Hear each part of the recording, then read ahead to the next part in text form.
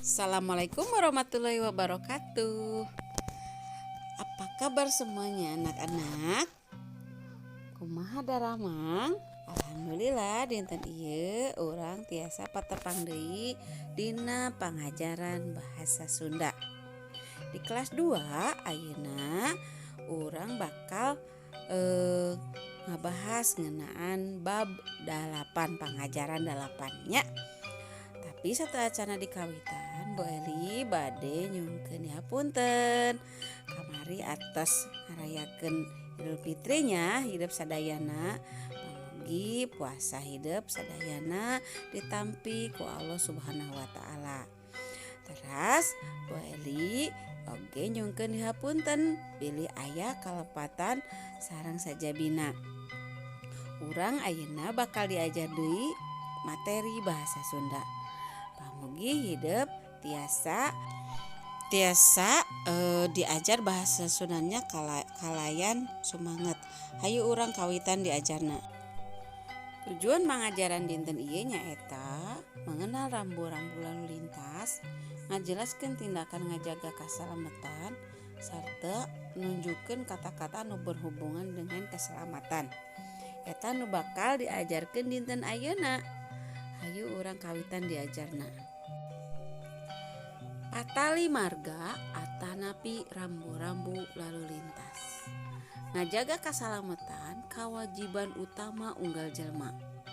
Sangkan teu nyorang kacilaka salawasna kudu waspada. Ulah sagawayah, ulah balangah, ulah lalawora, tartib tur ati-ati jadi konco ngajaga diri. Tuhuk kana aturan, tumut kana pituduh, piwuruk tuhut kana papatah tur teu asa-asa tatanya.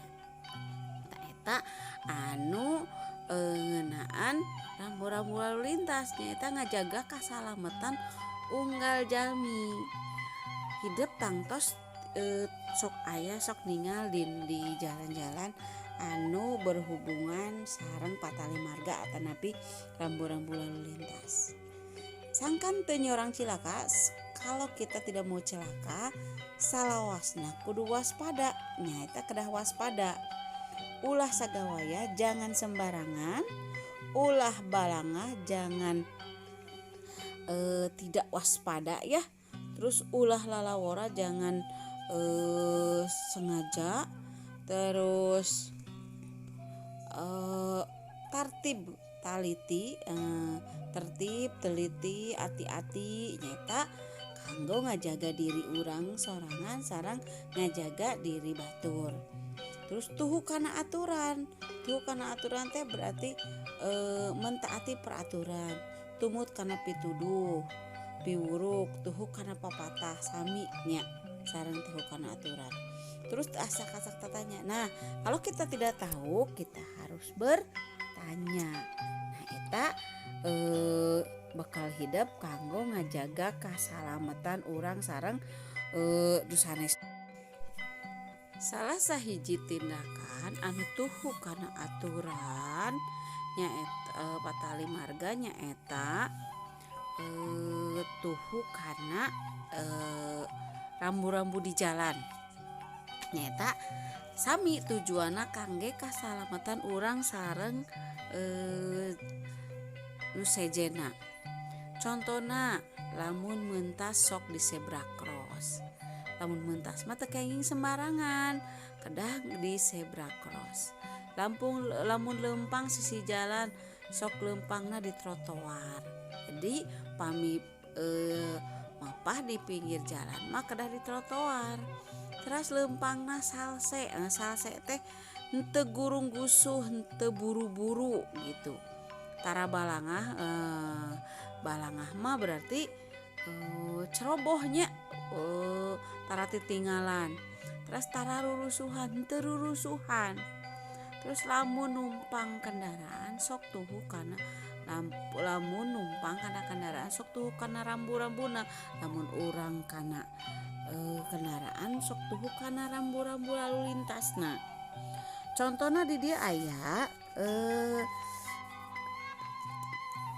carita ngeunaan aturan patali marga.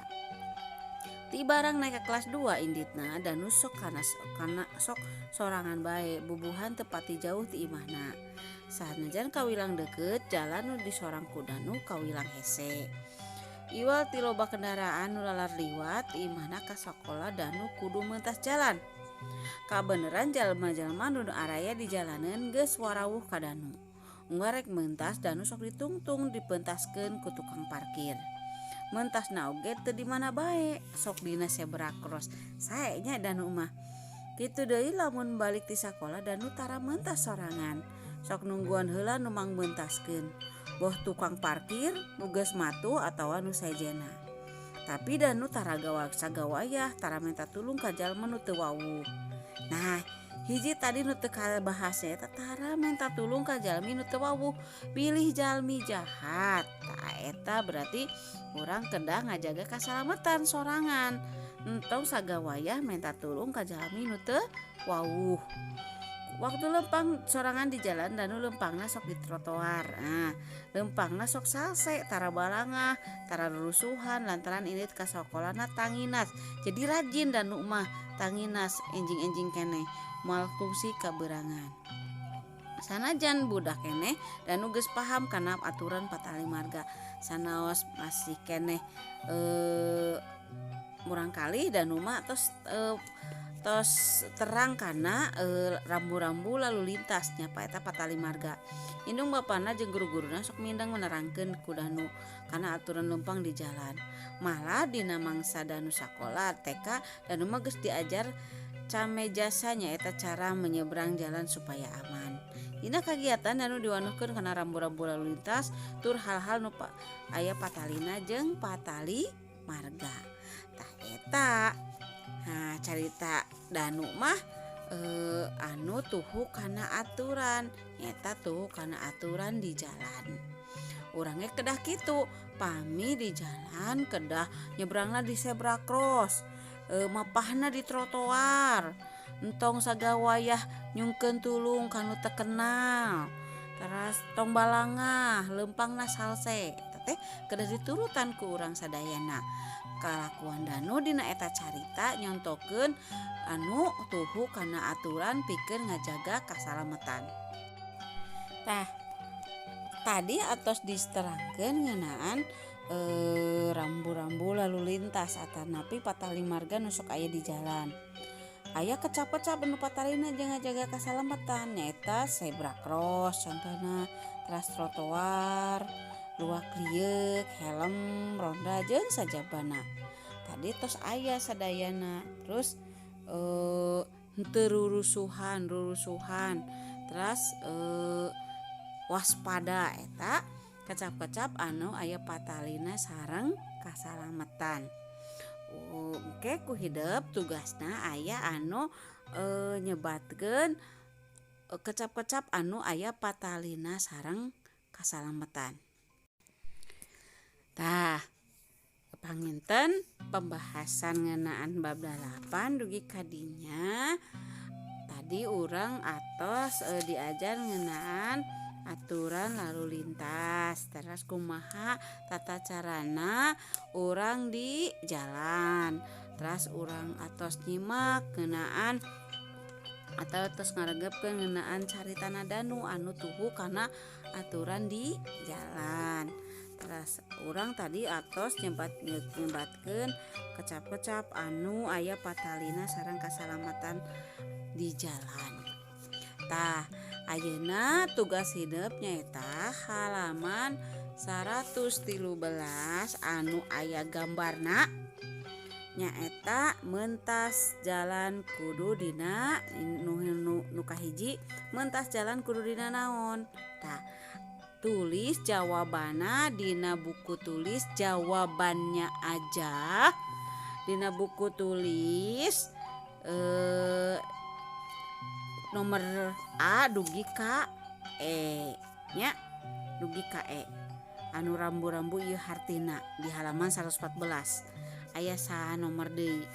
Terus tugas nu kadua nyaeta ngeunaan halaman 117 tinggal soalna di halaman 118 nyaeta prak cirian kecap-kecap anu aya patalina jeung kasalamatan di jalan jeung di imah.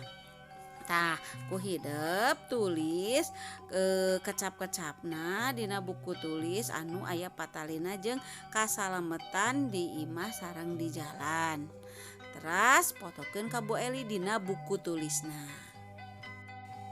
Tah atos sadayana diterangkeun ngeunaan tugasna nyaeta tugasna di halaman 113 sareng halaman 117. Pamugi hideup tiasa ngerjakeun tugasna dipotokeun dina buku jawabannya aja. Mugia pangajaran dinten ayeuna aya mangpaatna. Bu Eli akhiri wassalamualaikum warahmatullahi wabarakatuh.